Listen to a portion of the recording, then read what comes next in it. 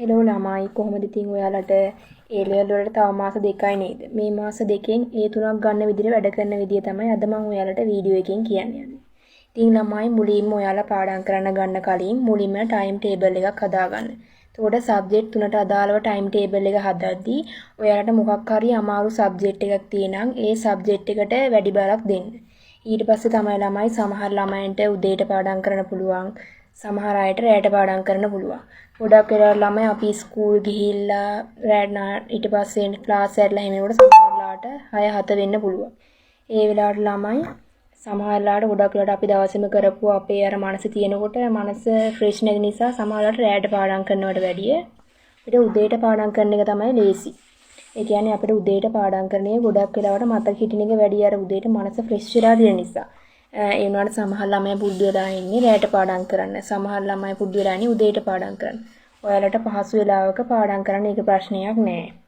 ඒ වගේම ළමයි ඔයාලා දැන් මොන සබ්ජෙක්ට් එක ගත්තත් මීඩියා සබ්ජෙක්ට් එක ගත්තොත් ඔයාලට තියෙන හැම පාඩමක්ම කොලයක් අරගෙන ඉෆෝ කොලයකට ගන්න පාඩම් ටික ඔක්කොම. අරගෙන ඔයාලා අද දවසේ තුත මේ පාඩම් ටික ඉවර කරනවා කියලා හිතාගෙන පාඩම් කරලා ඉවරනාට පස්සේ ඒක ඉස්සරහින් ටික එකක් දාගන්න. ඊට පස්සේ ඔයාලා මේ පාඩම් කරපු පාඩමට අදාළව පාස් පේපර් පොත අරගෙන අඩුම අවුරුදු 5කවත් පාස් පේපර් ඔයාලා කරන්න. ඊට පස්සේ ඒකේ තියෙන MCQ රචනා ප්‍රශ්න කරාට පස්සේ ඔයාලට තල අවබෝධයක් එනවා. එතකොට ඔයාලට පාඩම ඔළුවට ගිහිල්ලාද නැද්ද කියලා.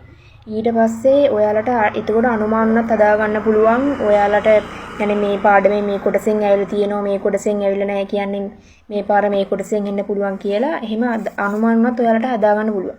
ඒ වගේම ඔයාලා පාඩමක් පාඩම් කරලා ඉවරුණාට පස්සේ ඔයාලා ඒක තව කෙනෙක්ට කියලා දෙන විදියට කියලා දෙන්න. ඒ කියන්නේ අපි දැන් මේ පොලිටිකල් ගත්තොත් මොකක් හරි මතවාදයක් ගත්තොත් මේ මතවාදේ පාඩම් කරලා ඉවරලා ඔයාලා මතකෙන් ඒක කියන්න. අපිට එතකොට හොඳට මතක හිටිනවා. ඒතර අර සිංහල වුණත් අපිට පුරාතන ගද්‍ය පොතේ තියෙන කතා කුණ්ඩලකේසි කතාව එහෙම අපිට කතාවක් විදිහට මතක තියාගත්තොත් අපිට ඒක විචාර ලියනකොට එහෙම ලේසි. ඒ වගේම තමයි ළමයි ඔයාලා පාඩම් කරන වෙලාවට ඒ අදාළ සබ්ජෙක්ට් එකේ පොත් ටික විතරක් අපේ පොත් මේසෙට ගන්න. එතකොට ඔයාලා දැන් ක්ලාස් 2-3කට ගිහිල්ලා ඒ ක්ලාස් වල ඉස්කෝලේ ඔක්කොම පොත් ටික පොත් මේසෙට ගත්තාම පාඩම් කරන්න අමාරුයි. ඒක නිසා ළමයි ඔයාලා පාඩම් කරන වෙලාවට ඒ අදාළ සබ්ජෙක්ට් එකේ පොත් ටික විතරක් ගන්න. ඒ වගේම තමයි ළමයි ඔයාලට අනිවාර්යෙන් ඒකට යන්න නම් අනිවාර්යෙන් MCQ පේපර් එක ගොඩ දාගන්න ඕන. MCQ හදා ගන්න ළමයි අනිවාර්යෙන් MCQ හදා ගන්න අනිවාර්යෙන් ඔයාලා MCQ papers කරන්න ඕන. ඒ කියන්නේ සාමාන්‍ය මීඩියා වගේ සබ්ජෙක්ට් එකකට නම් මේ හොඳ එකකට යන්න අඩු ගානේ 50න් 45ක්වත් MCQ ගහන්න ඕන. MCQ paper එක තමයි ළමයි හදා ගන්න අනිවාර්යෙන් papers අපි කරන්න ඕන. papers වලින් තමයි අපේ ගොඩක් වෙලාවට MCQ එක හැදෙන්නේ. අනිත් එක තමයි ළමයි ඔයාලා පාඩමක කියන්නේ එක දිගට පාඩම් කරන්න යන්න එපා. පැය 3-4ක් පාඩම් කරන්න එපා. ඒ කියන්නේ පැයක් පාඩම් කරලා පොඩි ටෙස්ට් එකක් ගන්න. අනිත් එක තමයි ඔයාලා හිතන්නේ තව මාස 2යි නේද තියෙන්නේ. මේ මාස 2 පාඩම් කරලා පුළුවන් මේ දේ 3ක් ගන්න. එහෙම නෙගටිව් විදිහට හිතන්න එපා. කොහොම හරි ෆස්ට් අය එකෙන්ම ගොඩ යනවා කියලා හිතාගෙන ඔයාලා වැඩ කරන්න. ටාගට් එකක් තියාගෙන වැඩ කරන්න. ඒ කියන්නේ මේක ඔයාලගේ විතරක් කියන යන්නේ නෙවෙයි ඔයාලගේ අම්මලා තාත්තලාගේ තීනයක්. ඒක නිසා කොහොම හරි ඒ කියන්නේ මේ පාඩම් කරන ළමයට මේ අන්තිම මාස දෙකක් ඇති ඔයාලට ගොඩ යනවා නම් මේ මාස දෙකක් ඇති හරියට පාඩම් කරන ළමයට.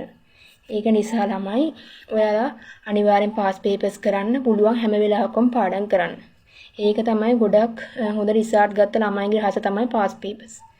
ඒ වගේම ළමයි ඉස්සරහට මීඩියා සහ සිංහල සබ්ජෙක්ට් සම්බන්ධව මොකක් හරි ගැටලුවක් තියෙනවා නම් පහලින් කමෙන්ට් කරගෙන යන්න ඉස්සරහට ඒ සම්බන්ධව මම වීඩියෝ ගේන්න බලාපොරොත්තු වෙමින් ඉන්නවා.